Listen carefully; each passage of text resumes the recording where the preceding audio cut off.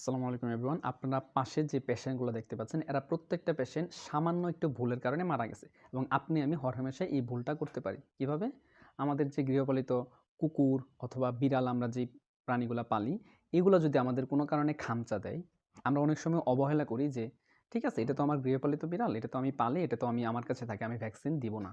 যদি আপনার বিড়ালটা কোনোভাবে রেবিস ভাইরাস দ্বারা আক্রান্ত হয়ে থাকে এবং সেই বিড়াল যদি আপনাকে খামচা দেয়, আপনি যদি ভ্যাকসিন না নেন, ৩ মাসের ভেতর সাধারণত আপনার লক্ষণ প্রকাশ পাবে এবং একবার যদি রেবিসের লক্ষণ প্রকাশ পায়, আপনাকে কোনোভাবেই বাঁচানো সম্ভব না। পৃথিবীতে যতগুলা ফ্যাটাল ডিজিজ আছে অর্থাৎ যাদের মর্টালিটি রেট একদম 100% এর মধ্যে টপ সবার ১ নাম্বারে হচ্ছে এই রেবিস ভাইরাস।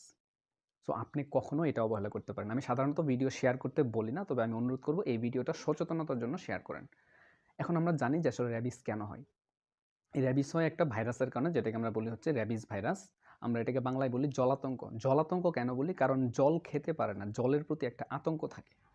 র্যাবিস ভাইরাসে আক্রান্ত কোনো বিড়াল অথবা কুকুর অথবা শেয়াল বা মাংসাশী প্রাণী, এরা যদি আপনাকে কোনোভাবে খামচা দেবে, কামড় দেয়, তারপরে যদি আপনি ভ্যাকসিন না নেন, তাহলে আপনার এই র্যাবিস হবে এবং র্যাবিস হলে আপনাকে কোনোভাবেই বাঁচানো যাবে না। আপনি পেশেন্টগুলো দেখেন, কিছুদিন আগে একটা নিউজ ভাইরাল হয়েছিল যে একটা মসজিদের ইমাম, ওনাকে কুকুর কামড়ায় দিয়েছিল।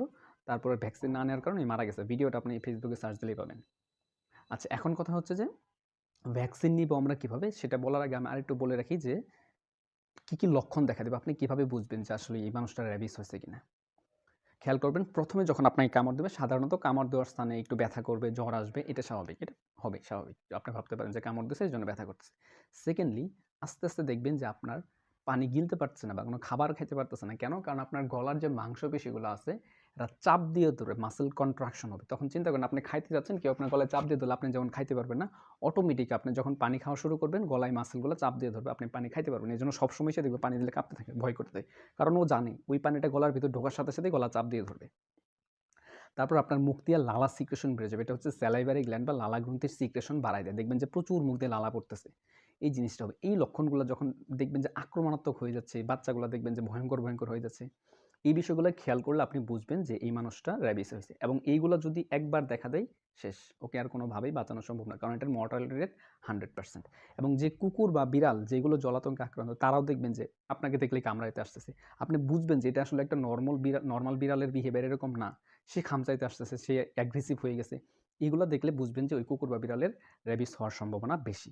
আপনি তাহলে কি করবেন? ভ্যাকসিন দিবেন। ভ্যাকসিন কিভাবে দিবেন?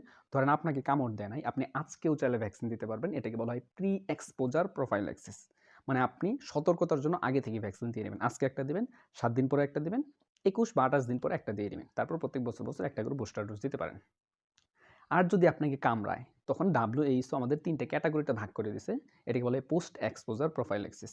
মনে করেন যে আমার এইখানে কোনো ক্ষতস্থান নাই। এখানে বিড়াল এসে এমনি চাটলো। ওই বিড়ালে যদি র্যাবিস থাকেও, তাও এমনি চাটলো, তাও আমার কোনো কিছু হবে না। কারণ এইখান দিয়ে ভাইরাস জীবাণু ঢুকতে পারে নাই। কিন্তু ধরেন আমার এখানে কিছুদিন আগে অ্যাক্সিডেন্ট করে কেটে গেছে। এইখানে যদি বিড়াল চাটে বা তার লালা যদি মিশায়, লালার মাধ্যমে ছড়ায় এটা। সো লালা যদি কোনোভাবে আমাদের এই ব্রোকেন স্কিন বা কাটা স্কিনে ঢুকতে পারে, তাহলে জলাতঙ্ক হবে। অথবা সে যদি খামচা দেয়, রক্ত পড়ুক অথবা রক্ত না পড়ুক, আপনাকে অবশ্যই ভ্যাকসিন নিতে হবে। আজকে একটা দিবেন, ৩ দিন পরে একটা দিবেন, ৭ দিন পরে একটা দিবেন, ১৪ দিন পরে একটা, ২১ দিন পরে একটা, এরকম ৫ টা ডোজ দিবেন এবং বছর পরে বা ৩ মাস পরে একটা বুস্টার ডোজ দিয়ে নিবেন। এই হচ্ছে কথা। আর যদি রক্ত পড়ে এমনভাবে খামচা দিছে বিড়াল আপনাকে যে রক্ত পড়া শুরু করছে, তাহলে আপনাকে ভ্যাকসিন দিতে হবে এবং ইমিডিয়েটলি র‍্যাবিস ইমিউনোগ্লোবুলিন দিতে হবে। ইমিউনোগ্লোবুলিন মানে হচ্ছে আগে থেকে তৈরি করা অ্যান্টিবডি। এটা আপনাকে ইমিডিয়েটলি সাথে, সাথে প্রোটেকশন দেওয়া শুরু করবে। ভ্যাকসিনের কাজ করতে একটু সময় লাগে। ওইজন্য ২ টাই দিতে হবে তখন যদি রক্তপাত হয়। এই হচ্ছে ক্যাটেগরি। তাহলে কি বললাম? ১ম এ কিভাবে হয়, কেন হয়, কি করব আমরা, ভ্যাকসিন কিভাবে দিব, সবকিছু বললাম। তবে বাচ্চাদের ক্ষেত্রে একটু সতর্ক থাকবেন। কারণ তারা তো বুঝে না, তারা জানে না, তারা আপনাকে বলবেও না যে কুকুর কামড় দিছিল। দুর্ভাগ্যক্রমে যদি ওই কুকুরটার র‍্যাবিস ভাইরাস থেকে থাকে, রাস্তাঘাটে কুকুরে যদি খামচা দেয়, একটু খামচা দিচ্ছে, একটু ক্ষতস্থান আছে, ওই কুকুরের র‍্যাবিস ভাইরাস আছে, ওইটাই আপনার শরীরে ঢুকে পড়ছে। আপনি যদি টিকা না নেন, আপনি বাঁচবেন না এবং 100% সিউর আপনি বাঁচবেন না। কারণ এটার মর্টালিটি রেট 100%। এটা আপনার ব্রেইনকে অ্যাটাক করে। সেন্ট্রাল নার্ভাস সিস্টেমকে অ্যাটাক করলে আপনি বাঁচতে পারবেন না। আপনি খাইতে পারবেন না কোনো কিছুই। সো আমরা সবাই সতর্ক থাকি। এই ভিডিওটা শেয়ার করেন, মানুষকে জানায়া দেন। সবাইকে সতর্ক থাকুন, সতর্ক করতে হেল্প করুন। ভালো থাকুন সবাই। আসসালামু আলাইকুম।